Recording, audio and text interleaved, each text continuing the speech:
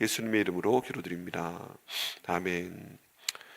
자, 오늘 말씀을 통해서는 하나님의 섭리 안에서 새롭게 된 관계 라는 주제로 저희가 말씀을 함께 보겠습니다. 이제 빌레몬서의 내용이 굉장히 특별한 내용입니다. 여기 나와 있는 오네시모라는 사람은, 여기 나와 있는 빌레몬이라는 사람이 있는데, 이 사람한테 오네시모라는 종이 있었습니다. 근데 오네시모가 도망갔습니다. 근데 도망을 갔어도 바울한테 도망을 갔습니다. 그리고 이 관계가 새롭게 정립이 되는 그런 내용들을 저희가 보게 됩니다. 전반적인 내용을 보면 이럴 수도 있나 싶습니다.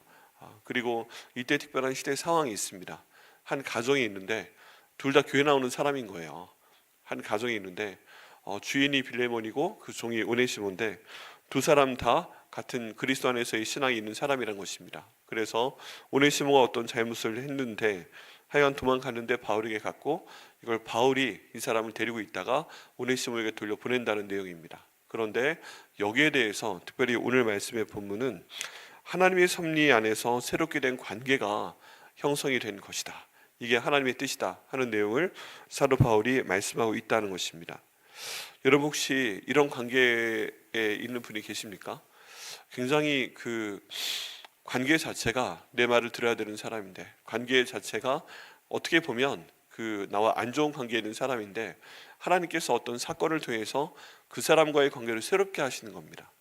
근데 굉장히 나쁜 관계이고 사실은 비난받아야 될 관계이고, 나는 그 사람한테 나에게 잘못한 것을 갚을 수 있는 권리가 있습니다.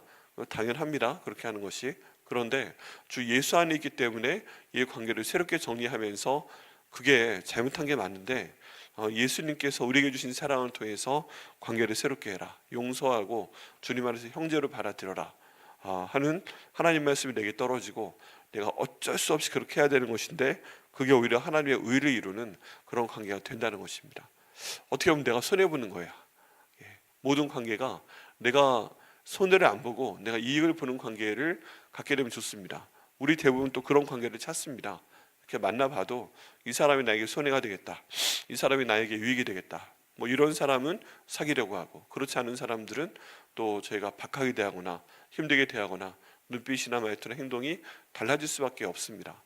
그게 일반적인 또 상황입니다. 그런데 어떤 특별한 일 때문에 내가 유익이 되는 사람은 특별히 아니었는데, 오히려 이 사람이 나한테 잘못한 게 있고, 이 사람이 잘못한 것을 내가 그대로 있는 그대로 하면 벌을 줘야 되는데, 그리고 내가 박하게 되는 당연한데 오히려 예수님 안에 있는 사랑 때문에 새롭게 관계를 하는, 오히려 용서해야 되는, 그리고 더 주님 안에서 형제로 대해야 되는, 자매로 대해야 되는 뭐 그런 관계가 생길 수 있다는 것입니다. 그래서 주변 관계를 한번 돌아보시길 바랍니다.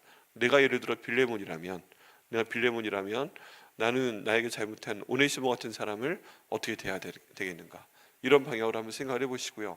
또 바꿔서 생각을 해보셔야 됩니다. 많은 사람들의 중요한 습관 가운데 하나가, 이럴 때 빌레몬과 오네시모, 주인과 종이 나오면 자기를 주인으로 생각을 하고 싶어 합니다. 내가 빌레몬이지 누가 나한테 오네시모일까, 이런 내용들. 그때 내가 빌레몬이 맞아, 내가 오네시모가 맞아.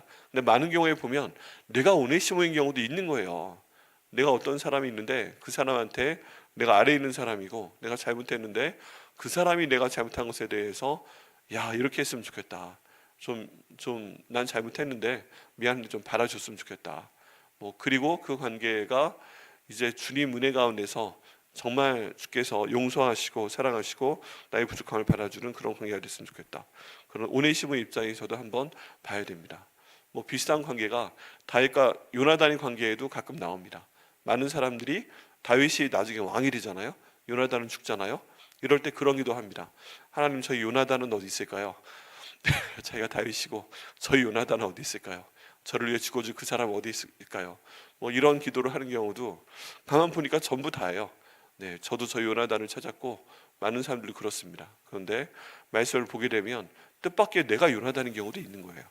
내가 누구를 위해 죽어줘야 될 그런 관계도 있다는 것입니다. 자, 오늘 말씀을 보실 때 내 주변에 이런 관계가 있는가, 내가 빌레몬으로서 봐야 되는 상황에서 나에게 잘못하는 사람이 있는가, 또는 내가 지금 오네시모의 상황인데 내 잘못하고 잘못을 감추고 지금 내가 모든 것들을 벌을 받아야 될 상황에 있는데 누군가 나를 용서하고 새롭게 받아주는 그런 관계가 되었으면 좋겠다 하고 내가 기도하는 사람이 있는가, 그런 내용을 한번 생각을 해보시면서 이 내용을 보시길 바랍니다. 특별히 이제 부부관계 가운데서도 주인과 종의 관계인데, 혹시 우리 가운데 있는 남편들께서 아내를 오네시모로 생각하는 분이 계신가요? 내가 주인이고 네가 오네시모다, 종이다. 할렐루야. 네, 요즘에 그런 관계가 있을지는 잘 모르겠지만, 네, 어떤 가정에선 큰일 나겠지만 어떤 가정에선 그게 당연한 관계도 있습니다. 또 어떤 경우에는 아내가 빌레몬 같고 남편이 오네시모 같은 그런 관계도 있는 겁니다. 이럴 때 또 어떻게 하지? 또 이 주인과 종의 관계가 부모 자녀 관계도 있습니다. 이 자녀를 하나님이 내게 주신 하나님의 선물이다, 난 청직이다, 그래서 이제 잘 길러야 되는데, 이게 주인과 종의 관계로 돼서 내 마음대로 사용하고자 하는 물건처럼, 내 주머니에 이렇게 넣은 애들처럼, 넌 내 손바닥 안에 있어, 그래서 네 공부하는 것도, 내 진로도, 내 하는 모든 것도 다 내가 시키는 대로 해 해서 가게 되는 그런 관계도 있고요. 또 거꾸로 성격에 따라서 애들이 엄마 아빠한테 주인 노릇하는 경우도 굉장히 많이 있습니다. 근데 모든 경우에 이 말씀이 적용이 될 수가 있습니다. 옛날에 그런 주인과 종의 관계이지만 오늘날에도 충분히 적용될 수 있다는 것을 말씀을 드립니다. 근데 사도 바울이 그 모든 것에 대해서 빌레몬의 관점을 바꿔주는 내용이 15절부터 나오게 됩니다. 아마 그가 잠시 떠나게 된 것은 너로 하여금 그를 영원히 두게 함이리니 라고 말씀하고 있습니다. 지금 원래 오네시모는 종이 주인을 맘먹고 도망갈 때, 특별히 이 시대 종이 물건 같을 때 도망가면 잠깐 도망간 거예요? 아니면 영원히 도망간 거예요? 영원히 도망간 겁니다. 영원히. 특별히 구약의 율법 가운데서도 주인과 종의 관계를 나타내는 표현이 있습니다. 그게 뭐냐 하면, 종이 있다면 그 집안에 들어오는 문에 양쪽 기둥에 대고 이 귀를 문지방에 대고 이 문 기둥에 대고 송곳으로 구멍을 뚫어라 라고 얘기를 합니다. 그럼 귀가 뚫렸죠. 요즘으로 하면 뭐 한 거예요? 귀걸이 할 수 있는 귀에 구멍이 뚫린 겁니다. 네, 근데 좀 세게 크게 뚫린 거죠.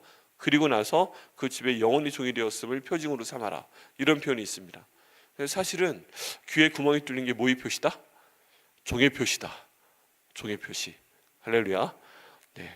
근데 옛날에 성경에는 그랬다는 걸 모르고서 요즘에 하나 뚫고 두 개 뚫고 세 개까지 뚫고 다니고, 저희 딸도 두 개까지 뚫게 해줬는데 세 개까지 뚫고 싶다고 하도 졸라가지고 한 6개월쯤 전에 기억고 큰 소리를 한번 냈던 경우가 있습니다.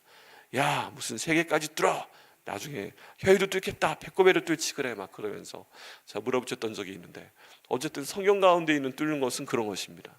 그건 무슨 말이냐면 그 집에 영원한 종이 되었다는 뜻이에요. 그러니까 다른 사람들이 보기에 이 귀만 보면 아는 겁니다. 저 사람 딴 집 종이구나. 자유인으로 다니게 되면 이걸 어떤 방법으로 메꾸고 다니겠죠. 네, 그런 데를 보면 알죠. 요즘처럼 성형을 하는 건 아니니까. 그런 상황에서 오네시모가 도망갔으면 영원히 도망간 겁니다. 잠시 떠난 것이 절대 아니란 얘기죠. 그래서 빌레몬도 속이 상했을 것입니다.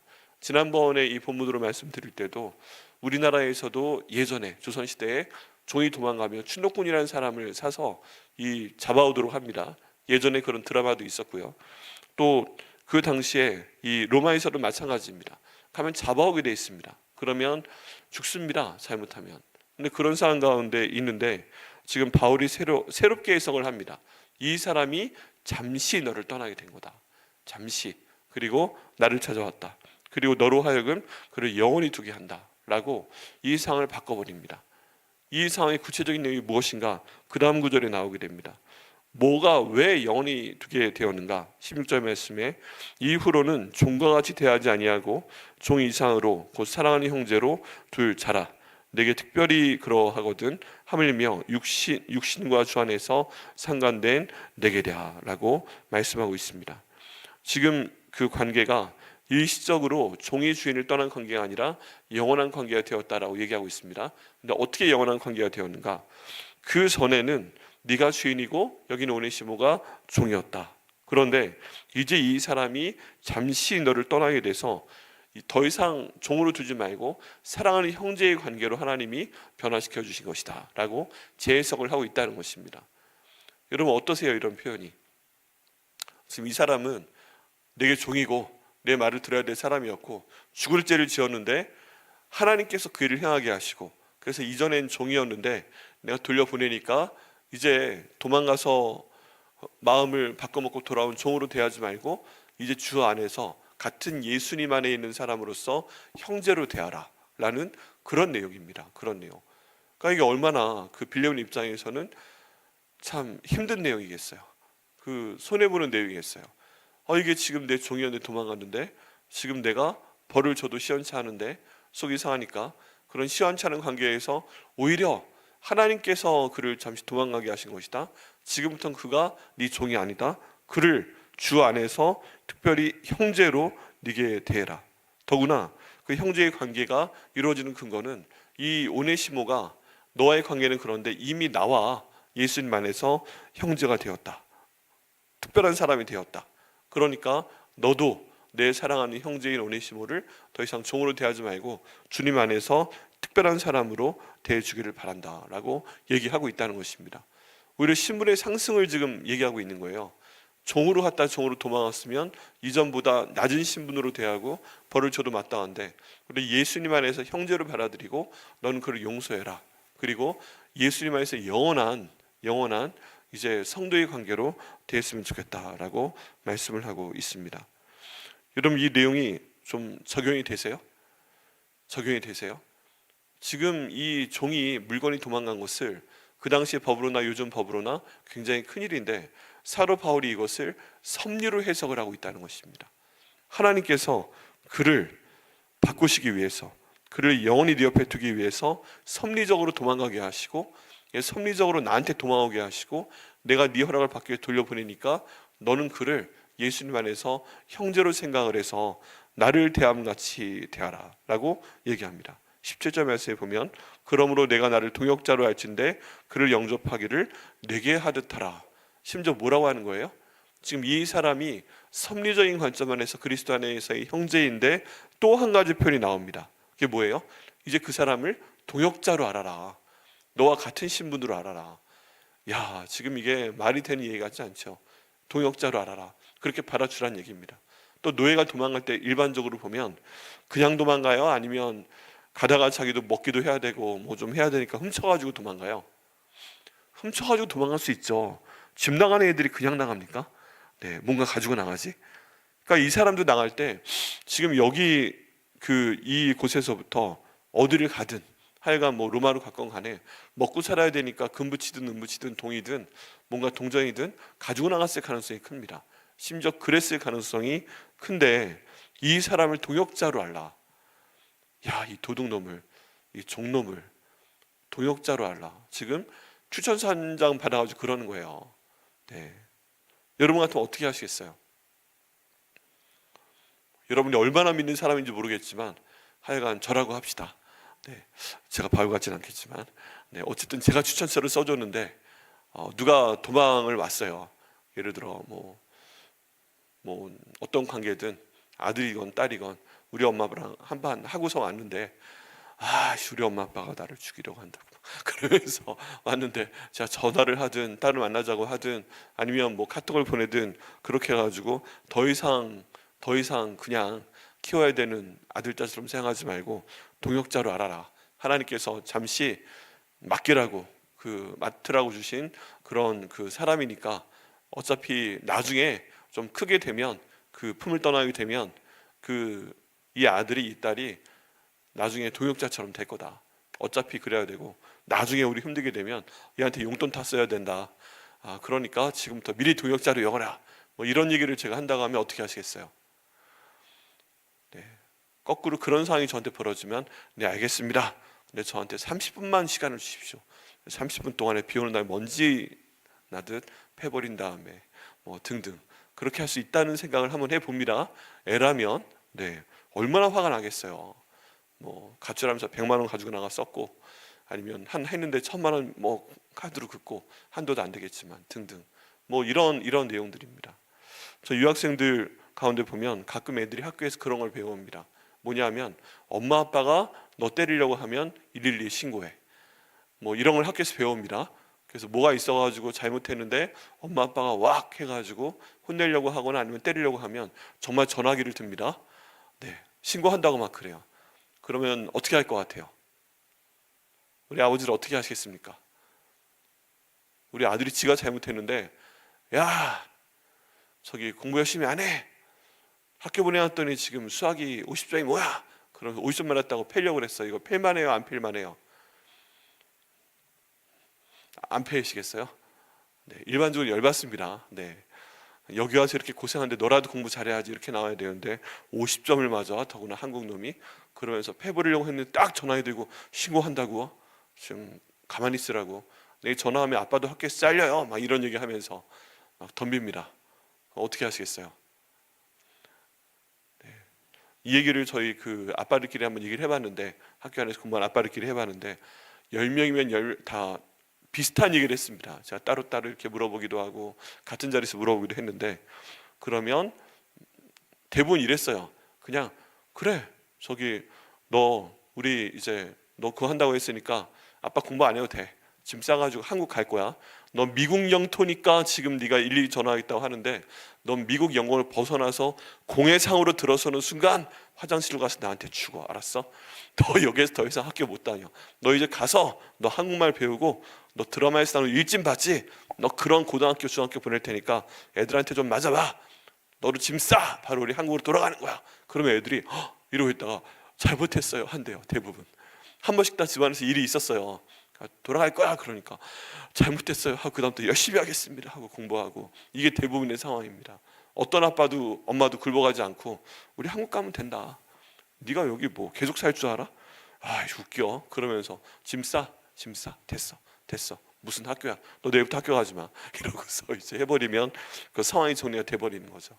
이렇게 해서 우리가 때려잡을 것이냐, 아니면 이렇게 해서 심지어 가출도 하고 나가는데 돌아왔는데, 지금 사도 바울은 담임 목사님한테 가서 전화 받고 추천서 받고, 이 담임 목사님 때문에 애를 데려가서 앞에 딱 앉아 있고 담임 목사님 옆에 둔 상태에서 저를 주님 안에서 형제로 되어야겠다고 생각을 하시면, 주님 안에서 더 이상 아들이 아니라 동역자로 되어야겠다고 생각을 하시면 가겠습니다. 뭐 일단 헛소리하고 앉아 있다. 네, 그럼 어떻게 하시겠습니까? 네, 요즘엔 종이 없으니까 뭐 그 정도 상황으로 하게 되면 그렇게 하라는 거죠. 주님 안에서 형제로 되어야겠다. 내가 너를 청지기로 대하겠다. 그리고 내가 너를 동역자로 여기겠다. 이렇게 지금 하겠다는 얘기입니다. 그렇게 해서 지금 때려잡을 수 있는 관계인데 주님 안에서의 평등한 관계로 나와 동급으로 봐주겠다. 이게요 사실은 말도 안 되는 그런 관계로 이 사람을 생각하라는 것입니다. 여러분이 알아 적용하셔야 됩니다. 이게 남편과 아내의 관계이든 아내와 남편의 관계이든 부모와 자녀와 부모의 그 딸의 관계이든, 아니면 정말 이런 사람이 직장 가운데서 있든, 그런 사람이 있으십니까? 직장 가운데 내 밑에서 내 말을 들어야 되는데 이 사람이 계속 태도가 안 좋아요. 그래서 징계하려고 했는데 갑자기 이런 그 비슷한 일이 생겼다는 것입니다. 그런데 참 만만치가 않습니다. 기도해야 됩니다. 이런 사람을 동역자로 알고 그를 영접하기를 나를 영접하는 것 같이 하라. 갑자기 시분의 급상승이 이루어집니다. 그리고 마지막으로 그가 만일 내게 불의를 하였거나 내게 빚진 것이 있으면 그것을 내 앞으로 계산하라. 이 말이 뭐예요? 아까 종이 도망갈 때 도둑질해서 나간 거, 아니면 어떤 잘못이 있었기 때문에 그것 때문에 나가게 된 거, 그 일에 기회가 되는 거, 그 모든 것에 대한 빚을 누구한테 돌려라? 바울한테 돌려라. 얘가 100만 원 가지고 나갔으면 내가 100만 원 갚아주겠다. 얘기해라. 지금 그 얘기를 하고 있다는 것입니다. 마지막에 사도 바울이 관계에 대한 정리를 하면서도 이 사람이 정말 잘못한 것이 있으면 내가 이것을 감당을 해주겠다 라는 중보적인 태도를 보입니다. 중보 기도적인 태도. 자기가 잘못한 것도 아닌데, 사실 그 로마의 감옥 안에서 바울도 돈이 필요합니다. 바울도 뭔가 그게 필요합니다. 우리나라 교도소는 다 기본적인 먹을 거 주잖아요. 입을 거 주잖아요. 그런데 그 당시 로마 감옥은 다 자기가 사서 써야 됩니다. 그냥 옷도 자기가 사서 해야 되고, 하루 3끼를 먹는다면 3끼밥을 그냥 주는 게 하나도 없습니다. 다 자기가 돈을 주고 사서 먹어야 돼요. 요즘 교도소에는 사식을 따로 넣어줘서 조금 비싼 거, 뭐 이런 거 할 수 있는 영치금 넣어준다고 하지만, 이 당시 영치금 개념은 아예 그런 게 없으면 감옥에 있을 수가 없어요. 곤란한 겁니다. 돈이 없으면 굶어야 돼요. 그런 상황 가운데서도 얘가 어떤 죄를 지었건 하여간 나한테 계산을 해라. 바울이 이 얘기하면 손이 덜덜 떨렸을 수도 있습니다. 그냥 그 당시에 배를 타야죠, 먹어야죠. 요즘보다 돈이 더 많이 들었을 거란 얘기죠. 그런데도 내가 그것을 계산하겠다 하는 내용을 보여주고 있습니다. 이렇게 해서 한 사람이 잘못한 사람이 변화되는 관계를 볼 수가 있어요. 지금 빌레몬이 그거를 받아들였다 안 받아들였다, 이 본문에는 안 나와 있죠. 그런데 오네시모와 이 사람과의 관계가 변하는 것입니다. 내 종이었는데 이 사람 용서해야 되고, 그리고 주 안에서의 그리스도 안에서 형제로 돼야 되고, 심지어 같이 일을 해야 되는 동역자로 돼야 되고, 이 사람이 잘못한 거 있을 때 사도 바울한테 청구해라 하면은, 여러분 같으면 사도 바울한테 청구하시겠어요? 얘가 100만 원 갖고 튀었으니까 그 말씀 하신 대로 저한테 100만 원 보내시면 제가 받아드리겠습니다. 뭐 이렇게 하시겠어요? 아유, 됐어요. 아유, 알았어요. 안 하면 되잖아요. 뭐 이렇게 지금 간단한 얘기죠. 그런 상황이라는 것입니다. 여러분, 이렇게 해서 한 사람이 잘못된 사람이 예수님 안에 있기 때문에 그리스도 안에서의 형제가 되는 놀라운 결과, 동역자가 되는 결과가 나타나는 것을 저희가 보게 됩니다. 여러분, 이런 관계가 있나 한번 생각을 해보시길 바랍니다. 그래서 주님께서 인도하시면 이게 가능하다. 그러면 결과 궁금하시죠? 결과, 역사적으로 볼 때 결과는 어떻게 됐냐면, 빌레몬이 그 말씀 가운데 순종을 했습니다. 순종을 했습니다. 그리고 이 지역이, 빌레몬이 있던 지역이 에베소라는 지역입니다. 그런데 에베소의 일대 담임 목사는, 그 에베소에 교회가 생겼습니다. 1대 담임 목사가 있어요. 2대 담임 목사가 있습니다. 3대 담임 목사의 이름이 오네시모입니다. 결국엔 돌아갔어요. 돌아갔고 바울이 돌려보냈고 빌레몬이 받아들였고, 여기 이 말씀처럼 이제 종이 아니야, 그리스도 안에서 형제입니다, 나의 동역자입니다, 내가 다 용서했습니다. 이렇게 되니까 오네시모가 바울 옆에 있다가 돌아왔는데, 그런 과정을 통해서 이 사람이 빌레몬, 그 에베소에 있는 교회의 목회자가 됩니다. 심지어 이제 빌레몬은 그 교회에 뭐겠어요? 뭐 하여간 목사는 아니잖아요. 그럼 도와야 되는 입장이 되는 겁니다. 그렇게 됐다는 것입니다. 그래서 역사적으로 볼 때 빌레몬이 받아들였어. 빌레몬이 오네시모를 심지어 형제로 받아들이고 동역자로 받아들이고 자기 담임 목사로 섬겼어. 이게 역사적으로 나와 있는 상황입니다. 너무 놀랍죠. 그래서 제 사랑하는 친구 김영원이라는 친구가, 야, 이 오네시모의 단계를 보고 싶다. 형제야, 에베소를 한번 가야 되겠다. 우리 가가지고 오네시모의 흔적을 한번 찾아보자. 이런 세상에 아름다운 관계가 다 있냐. 제가 가장 사랑하는 친구인데 시카고에 있는 이민 변호사이기도 한데, 뭐 여러 가지 관점을 가지고 오네시모에 대한 글을 굉장히 많이 썼어요. 자기 블로그에. 이 오네시모 같은 사람이 사실은 나다. 난 빌레몬이 아니라 오네시모다. 그러면서 많은 사람들을 오네시모의 관점에서 섬기려고 노력하는 귀한 친구가 있습니다. 그런데 진짜 역사적으로 그 일이 벌어졌고, 정말 큰 용서인데, 이런 용서를 했을 때 이 한 명이 종이고 죽어버려야 되는 물건에 불과했던 종이 에베소 교회를 목회하는 담임 목사가 되었다. 이런 놀라운 결과가 나타나는 것입니다. 여러분, 결국 하나님의 일은 하나님의 사람을 통해서 이루어집니다. 하나님의 사랑의 역사는 사람을 통해 이루어집니다. 나에게 어떤 사람이 오네시모이건 나에게 어떤 사람이 빌레몬이건 간에, 이런 주 안에서의 섭리 가운데 새롭게 된 관계가 우리 삶 가운데 나타나게 하시기를 예수님의 이름으로 축원합니다. 아멘. 기도.